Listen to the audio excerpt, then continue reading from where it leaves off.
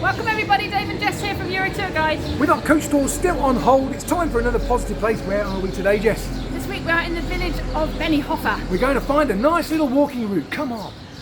A lovely flat 4.5 kilometre walk today, CV-135, starting from the Plaza in Benijofar, following the Rio Segura to Formentera, and then meandering back through the Orchards of Benijofar. And we follow the green and white signs, along with the signposts. So we left the Plaza Constitution in Benijofar, following the metal fence with the orange blossom, smelling beautifully, heading along the road towards the Rio Segura. A little treasure. One of the route markers takes us onto the path beside the Rio Segura.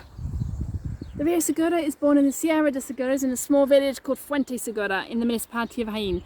It collects water from an area of over 18,000 square kilometres and runs through the province of Jaén, Albacete, Murcia and Alicante, which is a distance of 325 kilometres before it empties into the sea at Guadamar del Segura.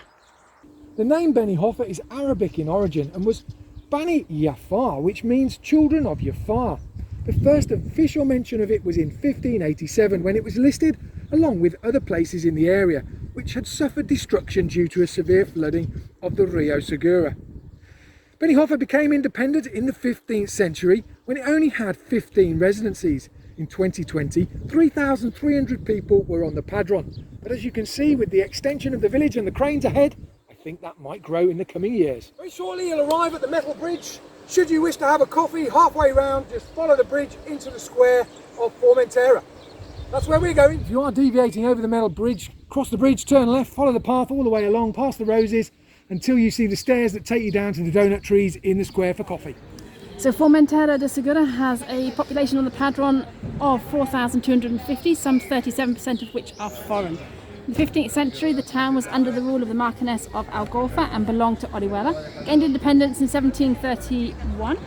The next major event in its history was the earthquake in 1829, which killed 100 of its residents. It has two patron saints, San Roque and San Miguel, and they're celebrated during the whole month of August. What's the history behind this water wheel, Jess? There's been a flour mill here since the end of the 18th century, and it was mentioned often in historical documents in the 19th and 20th century. However, it was listed as being damaged along with many other buildings in the 1829 earthquake. After the earthquake, the mill was bought and sold to various families, and then it was sold by the daughters of Maria Mignot Palace to the final owner in 1965, when it was described as a dilapidated flour mill, and then the town hall claimed it for the benefit of the public. A lovely thing to pass on this lovely walk. So remember, what did Noria mean? To weep or cry. Makes sense, really. That's one very upset water wheel today. Shortly after the water wheel, look out for these signs which are a bit hidden by the esparto grass.